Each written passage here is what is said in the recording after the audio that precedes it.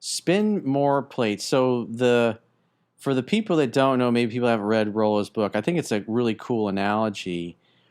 It's the circus performer that is like, if you ever watch them and they're spinning, they got sticks and they got plates and they're spinning the plates on them.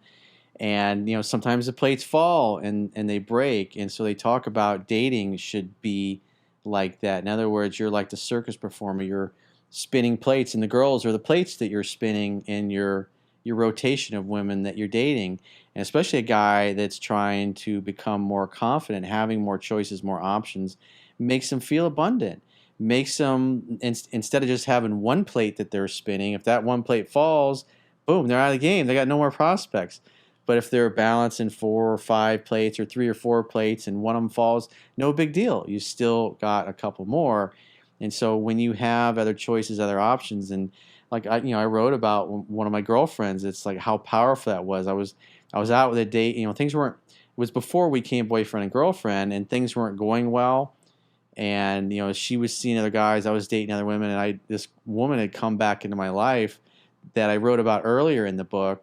And I was actually out on a date with her, and I ran into this other girl's boss who I was really in love. This girl I really wanted to date, but things were kind of like drifting apart, and she wasn't really making the effort to pursue and chase me like she had, a few weeks or few months before that. And so I ran into this other girl, who actually I happened to be out with this other girl's brother that night. And so he was there when I ran into her and met her. And of course he told his sister about, man, you should have seen this girl that Corey met. She was really into him. And then like a couple weeks later, I was out on a date with her. It was like, I think it was the second date I'd gone out with her.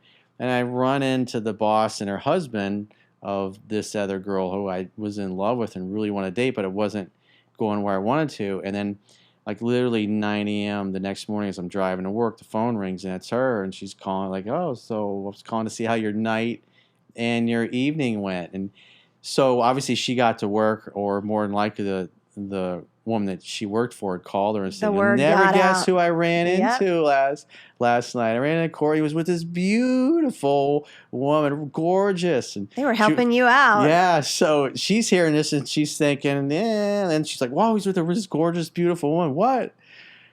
And then, Yep. it completely changed her attitude, and Mm-hmm. she got really aggressive after that. And then the girl I was out with, when she got home that night, her ex-boyfriend, who he was actually waiting at her house for, he'd been waiting all night, and she'd been with me the whole night. And so she got home, I don't know, 4 or 5 in the morning, whatever it was, and he was sitting on the porch. And they ended up getting back together over the next few weeks, and they ended up getting married. And as far as I knew, they lived happily ever after. But it was cool how she came back into my life for a month or so, and then because of that, and then she kind of exited my life again. And I haven't seen, I think I ran into her once a few years after that. But it was interesting how she came in out of the blue, circled around, and Mm-hmm. had a big impact, just because it taught me a lot.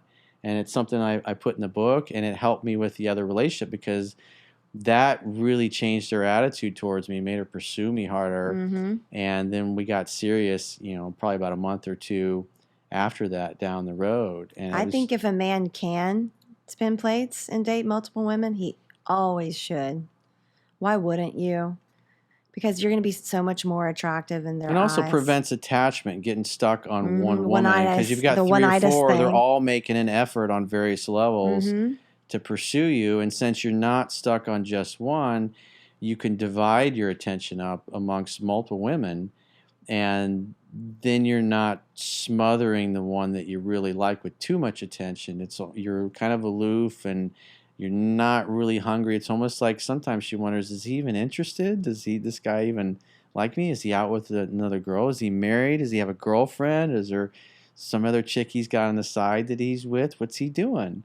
I And liked that. and It's a good feeling. it makes them work harder and appreciate, like, oh, I got a guy this guy's a catch. A lot of other women are after him, and if a lot of other women are after him, he must be a highly sought after man. He must be a prize. And so, And it takes the pressure off too. Like you have abundance. It feels good. Also, you always talk about women who have Frankenstein boyfriends.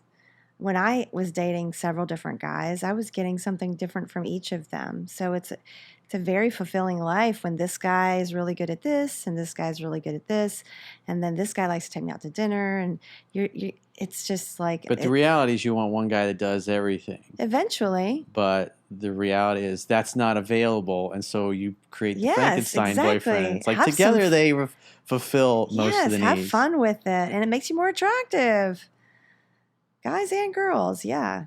I'm 100% about the plate theory. I think that's excellent. And the other thing is being cocky and funny, which is being playful, kind of a playful smartass in a way that it's teasing a woman in a playful way where she wonders, is he fucking with me or is he being serious? And it's kind of like a playful game, like I was talking about earlier with like my English girlfriend, how even after all these years when we talk and send messages, we make those same stupid, goofy little voices, and we have the words in our own language that we made up that we still use to this day and send messages, back and forth. And it's just making each other laugh and being silly and being playful, because being playful like that and making fun of each other in a playful, good-natured way, it communicates that you don't care. You can take it or leave it. In other words, you're not worried about losing the other person. Like, she would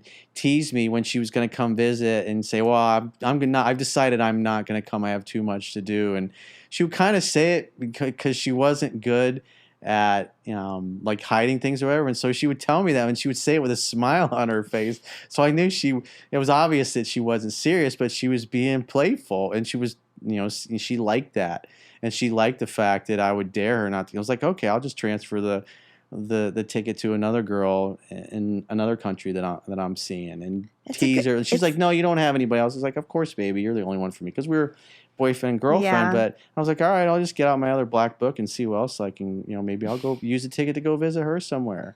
But it's a good way to weed out the women that get triggered, the drama queens. Yeah, the ones that are insecure. Yeah. When you tease them in a playful way, they get mad. They get like my Brazilian girlfriend. It's like, because my English girlfriend, we always make fun of each other's accents, and the Brazilian girlfriend didn't like that. She took that. She took it personally, and I'm always teasing and being playful, and she was determined to be grumpy and pissed off at times, and it's like, I don't like that. I like easygoing, easy to get along with. I don't want to deal with any fucking drama. I don't want to deal with grumpy women that just make things difficult because that's the way they are. Or that's the way they learned it. It's got to be easy and effortless, or it's not worth it.